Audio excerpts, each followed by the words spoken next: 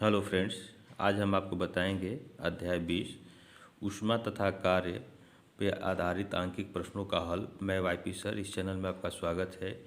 इसके पिछले वीडियोज में हमने अध्याय 19 ऊष्मा तथा अवस्था परिवर्तन गुप्त ऊष्मा पर आधारित आंकिक प्रश्नों का हल हमने बताया था।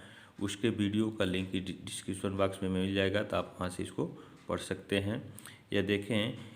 इसके आंकिक प्रश्नों का हल करने से पहले कुछ फार्मूले इसमें दिए गए हैं और कुछ परिभाषाएं हैं, इसको समझ लेते हैं, फिर हम आंकिक प्रश्नों को आपको बताते हैं। यह टॉपिक है ऊष्मा। देखें, ऊष्मा यह एक प्रकार का ऊर्जा का रूप है। ऊष्मा जो है ऊर्जा का ही एक रूप है। अब जब किसी पदार्थ को हम ऊष्मा देते हैं तो उसके अणुओं के में ऊर्जा की वृद्धि होती है। ठीक है, उसके अणुओं की ऊर्जा में वृद्धि होती है, जिससे वहाँ उसका ताप बढ़ जाता है। ठीक है, जब ताप बढ़ जाता है तो इस तरह से एक किसी निश्चित ताप पर वस्तुओं को ऊष्मा अगर दी जाती है तो उस समय उसका ताप बढ़ता नहीं है। ठीक है, ताप बढ़ता नहीं है, बल्कि उसकी अवस्था बदल जाती है। एक अवस्था से दूसरे अवस्था में वह बदल जाता है। ठीक है, तो इस तरह से हम कह सकते हैं ऊष्मा जो है एक प्रकार का ऊर्जा का ही एक रूप है। ठीक है, अब देखें अगला, यही ऊष्मा तथा कार्य में संबंध क्या है। अब मान लेते हैं कि किसी भी वेग से कोई पिंड गतिशील है और वह टकराता है, तो वह किसी अवरोध से वह टकराता है, तो उस पिंड का जो गतिज ऊर्जा है के, यानी के जो है गतिज ऊर्जा, यह संपूर्ण भाग या उसका कुछ अंश जो है यह बदल जाता है ऊष्मा में। ठीक है, तो इसलिए हम कह सकते हैं कि यह जो गतिज ऊर्जा है वह उत्पन्न ऊष्मा के वह बराबर होता है। उत्पन्न ऊष्मा Q के बराबर हो जाता है यह गतिज ऊर्जा। ठीक है, इसी तरह से यदि किसी ऊंचाई से कोई पिंड गिरता है पृथ्वी पर, तो उसकी स्थितिज वस्तु की जो स्थितिज ऊर्जा होती है यह ऊंचाई पर वस्तु की स्थितिज ऊर्जा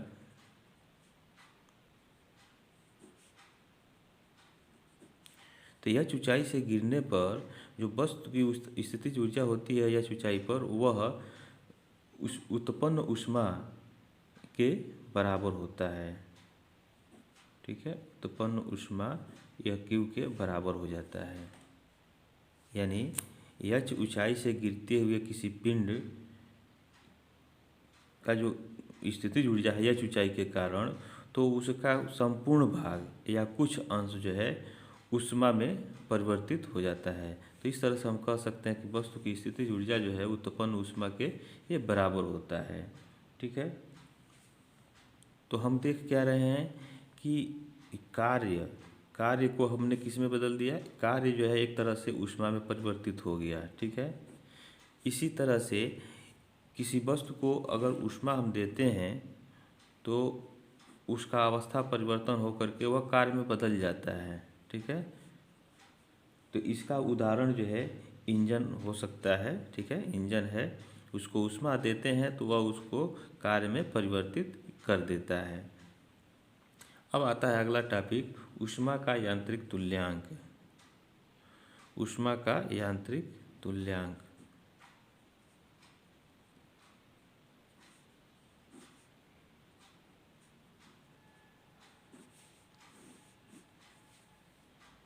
तो इसके अंतर्गत देखें, इसमें इंग्लैंड के वैज्ञानिक जूल ने सबसे पहले कार्य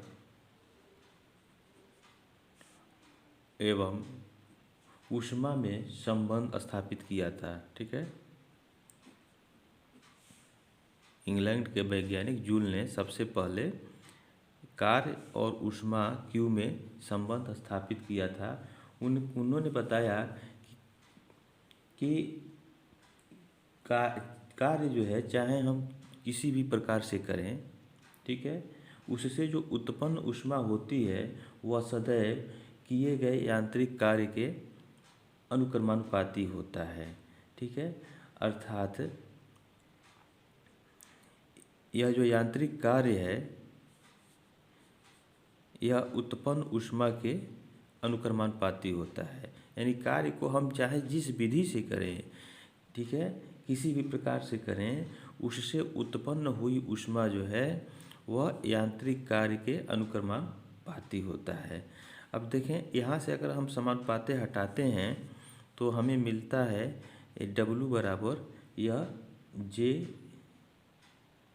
J एक स्थिरांक ले लेते हैं और यह Q हो जाता है। इस तरह से हम देखते हैं कि यहाँ मिल जाता है W/Q।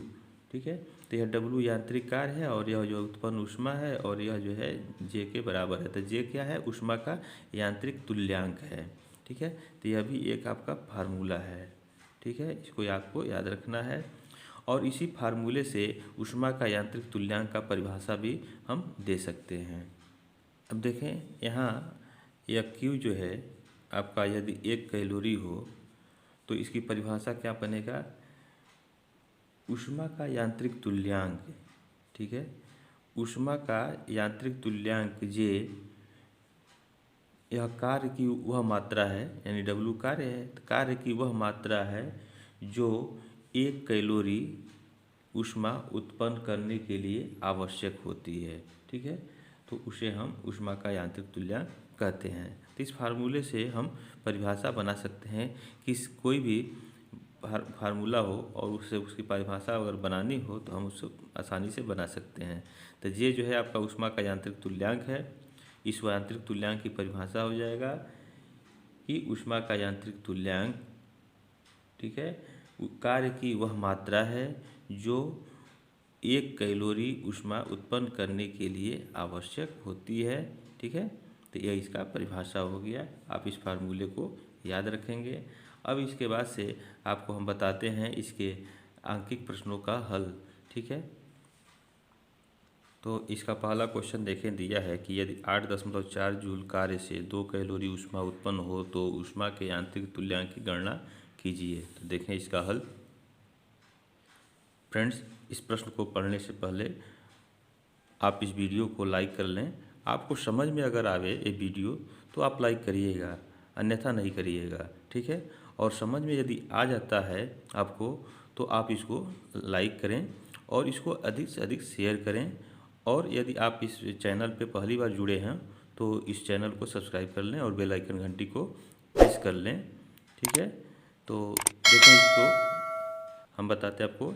एक जो भी इसमें मान दिया है उसको हम पहले लिख लें। यहाँ जो है कार्य का मान दिया है, ठीक है, W कार्य बराबर दिया है 8.4 जूल। ठीक है, प्रश्न, फिजिक्स के प्रश्न में जो भी मान दिया रहता है पहले उसको हम लिख लेते हैं। जो पूछता है उसको क्वेश्चन मार्क कर लेते हैं। इससे हमें यह पता चलता है कि क्या पूछ रहा है, क्या दिया है, तो कौन सा फार्मूला हमें लगाना है। ठीक है, तो अब देखें, 2 कैलोरी ऊष्मा उत्पन्न होता है, यानी Q का मान जो है यह दिया है 2 कैलोरी। ठीक है, और पूछ क्या रहा है? यांत्रिक तुल्यांक पूछ रहा है ऊष्मा का। तो यांत्रिक तुल्यांक को हम कैसे लिखते हैं? J से लिखते हैं और इसको हम क्वेश्चन मार्क कर लें। तो WQJ में संबंध क्या होता है अभी हम लोग पढ़े हैं।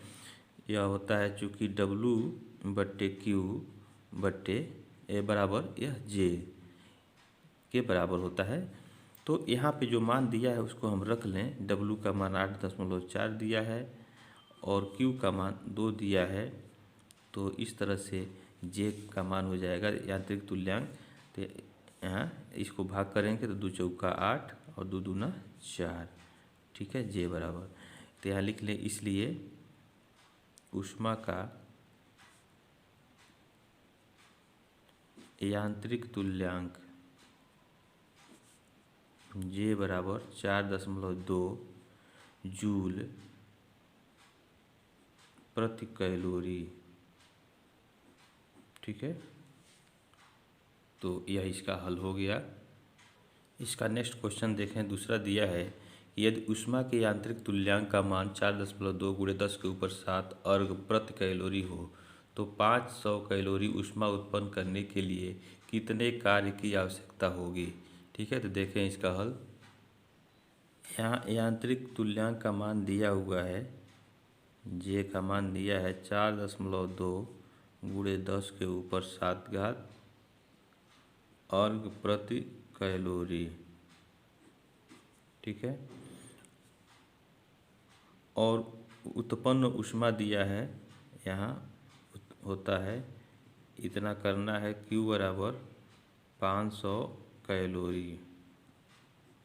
ठीक है, पूछ क्या रहा है, कार्य पूछ रहा है। ठीक है, W, तो चूँकि W/Q बराबर J होता है, या W बराबर JQ होता है। ठीक है, तो अब यहाँ हम रख लें, W का मान पूछ रहा है, तो कार्य बराबर हो जाएगा Q इंटू J। तो Q का मान यहाँ हम रखेंगे 500 और J का मान रख लेंगे 4.2 गुणे 10 के ऊपर 7 घात।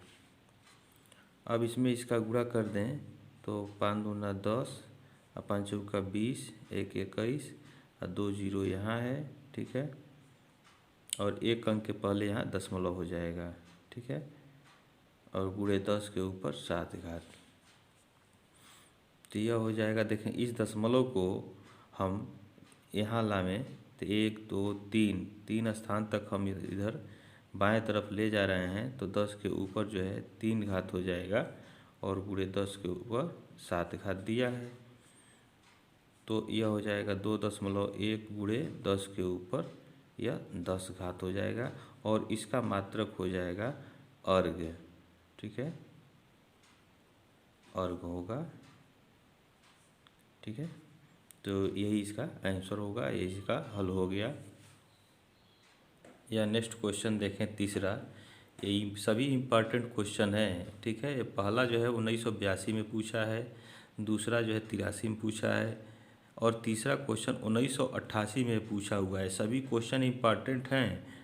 तो देखें तीसरा, ऊष्मा के यांत्रिक तुल्यांक का मान 4.18 जूल प्रति कैलोरी है। बताइए कि 200 कैलोरी ऊष्मा उत्पन्न करने के लिए कितने कार्य की आवश्यकता होगी।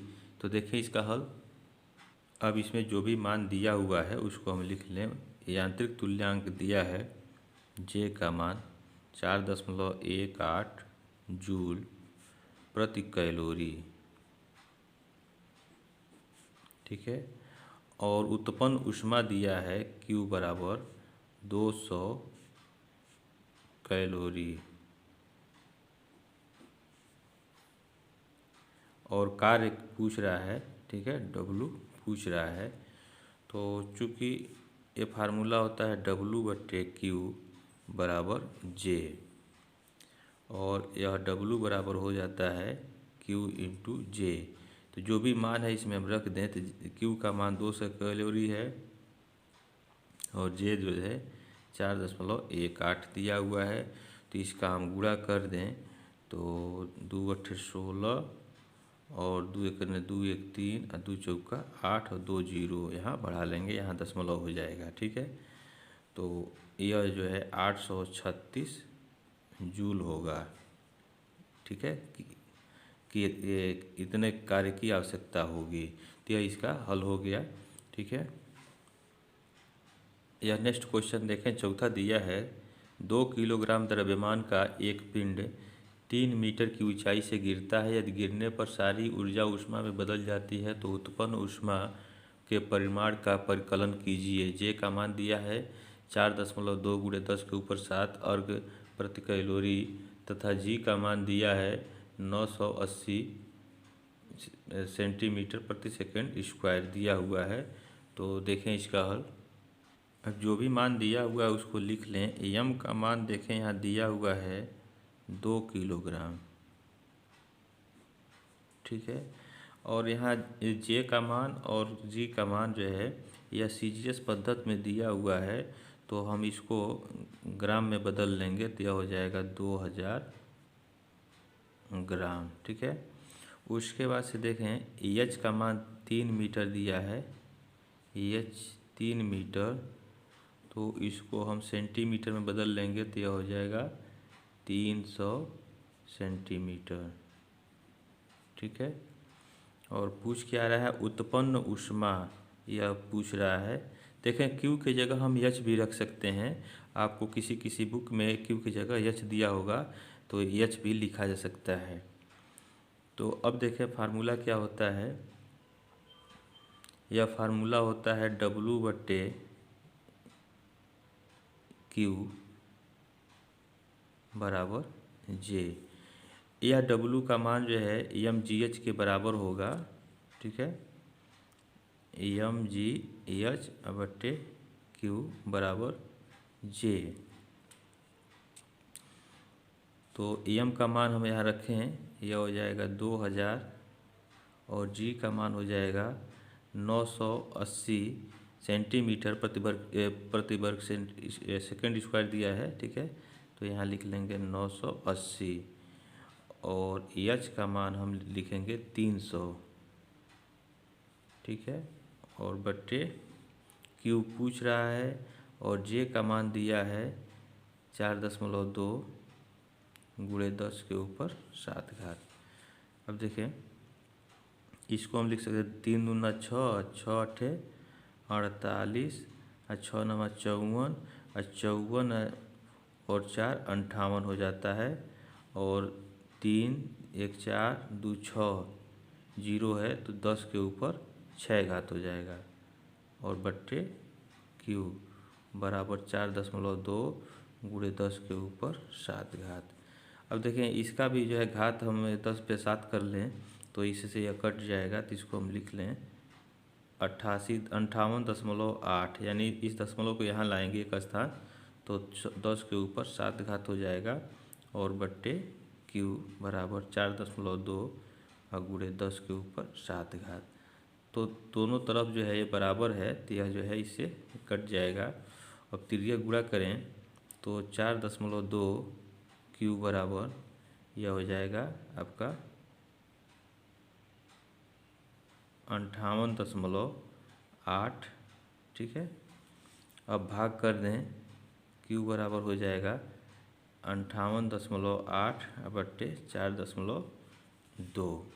अब दशमलव के बाद जो है पहले एक अंक अंश में भी है हर में भी है तो यह हट जाएगा तो 588 हो जाएगा। ठीक है, और बट्टे 42। अब इसमें हम भाग कर दें तो एक बार में जाएगा 42 से करने 42, 8 में से 2 गया 6 और 5 में से 4 गया 1 तो 168 हो जाएगा। और इसमें हम 4 का गुणा कर दें तो 4 दूना 8 और 4 चौका 16 तो यह 4 बार में कटेगा। तो उत्पन्न ऊष्मा जो है यह 14 कैलोरी यह होगा। ठीक है, तो इसका आंसर यह होगा, यहाँ लिख लें। इसलिए उत्पन्न ऊष्मा